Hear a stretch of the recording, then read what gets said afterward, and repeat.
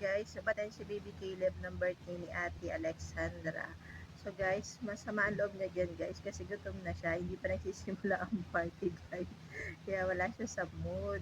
Kaya habang nag-aantay kami magsimula yung party, naliw-aliw na lang siya. Pero medyo konti pa lang yung tao guys. Kaya hindi pa nagsisimula yung birthday party. So 7th birthday niya pala ito guys. At sa Jollibee, syempre ginanap. So, kung makikita nyo guys, ayan, nag-replay na si Baby Caleb dyan kasi nagsisimula na. So, sumali siya sa laro kahit mapapansin nyo guys, siya yung pinakamaliit lang sa mga bata kasi 7 years old na halos yung mga bata dyan. So, siya is magpo-4 pa lang, kaya siya ang pinakamaliit. Pero guys, sumasali pa rin siya sa mga games. So, hindi siya mahihiyain guys, kaya nagulat talaga ako. And syempre guys, ayan, nabubulol na tayo guys. Ito na yung pinakahihintay ng lahat dyan, lalo na ang mga kids. Okay, so huwag nang patagalin. Ayan na, ang bida, ang saya.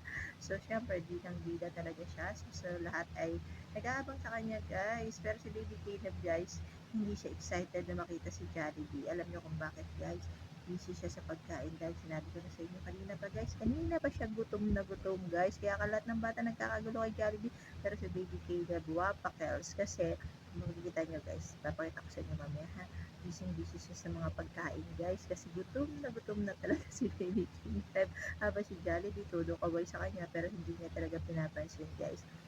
Ayan guys, makikita niyo si Baby Caleb, ayan kakawayan pa siya dyan ni Jollibee pero ayan, dead ma lang, tingin-tingin lang siya kasi busy po siya sa kinakain niyang favorite niyang donut. Yan, mini donut guys. Ayan, makikita niyo, o, diba? So, wapakal siya at wala siya pakialam kahit dumating na si Jollibee, basta kumakain siya. Kasi gutom na talaga siya. Siyempre, hindi may iwasan natin guys na yan, siyempre si Jollibee, siya ang bida dyan. Hindi ako may birthday. Kaya siya yung inaabangan. Pero ayan, natuwa naman ang lahat sa kanyang mga paindak-indak dyan guys. Ayun nga pala si Ate Alexandra, ayan, nakatalikod. At ang kanyang kapatid, ayan, sila yung may birthday na nag-invite kay Baby Caleb. Habang nagsasayaw si Jollibee guys, si Baby Caleb, hindi nagpapaawat sa pagkain. So, kung makikita nyo guys mamaya, napakarami niyang pagkain. Pero halos lahat yun guys, tinikman niya. Himala, sobrang gutom talaga yung nararamdaman ni Baby Caleb kasi hindi siya mahilig kumain. Ayan, and then syempre, ang kasunod niyan, blow the cake. Ayan, so nakipag-participate naman si Baby Caleb, nagpaawat sa pagkain, pero nasa tabi lang talaga siya. Hindi siya masaya guys, kasi na-istorbo ang pagkain niya. Ayan na siya, balik na ulit siya guys. Yan yung mga pagkain niya yan guys, nasa harapan niya, natinikman niya. Pero hindi naman niya na-observe yun. Makita niyo, saya-saya na siya. Kasi marami na ng food at marami na pagkain. Pero hindi niya yan naubos guys. Inuwi namin yan sa bahay kasi hindi na niya kaya kainin. Kasi sobrang dami talaga ng pagkain. Thank you sa pag-invite at sa experience na naman nabibigay lang na maka-birthday sa Jollibee. So, thank you so much ate. Thank you very much. Ayan guys, sabatan si Baby Caleb ng birthday ni Ate Alexandra. So guys, masama ang loob niya dyan guys kasi gutom na siya. Hindi pa nagsisimula ang party guys. Kaya wala siya sa mood. Kaya habang nag-aantay kami magsimula yung party, naliw-aliw na lang siya. Pero medyo konti pa lang yung tao guys. Kaya hindi pa nagsisimula yung birthday party. So 7th birthday niya pala ito guys. At sa Jollibee, syempre ginanap. So, kung makikita nyo guys, ayan, nag-replay na si Baby Caleb dyan kasi nagsisimula na.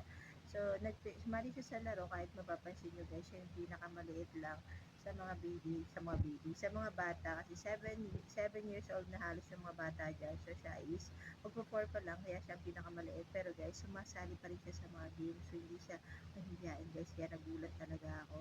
And syempre guys, ayan, nabubulol na tayo guys.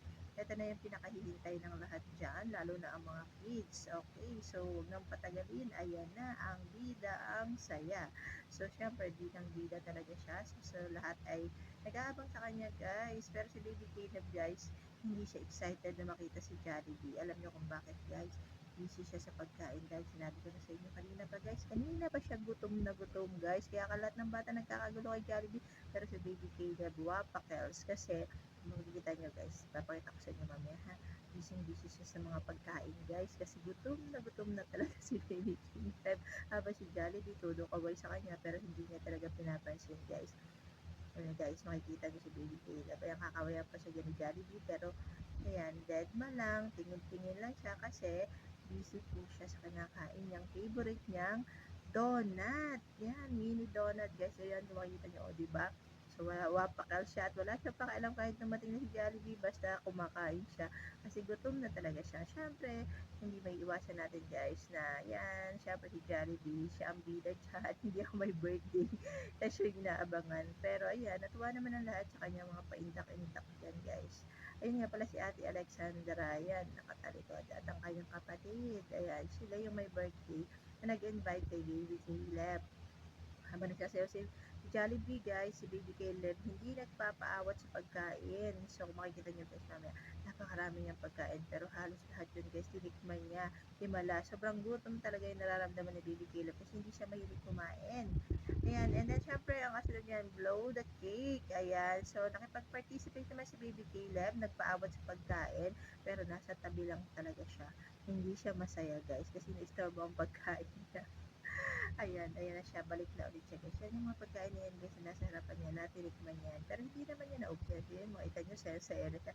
Kasi marami na ng food at marami na pagkain. Pero hindi na yan naubos guys. Inuwi namin yan sa bahay kasi hindi na niya kaya kainin. Kasi sobrang dami talaga ng pagkain. Thank you sa pag-invite at sa experience na naman nabibigay lang na maka-birthday sa Jollibee. So, thank you so much ate. Thank you for watching.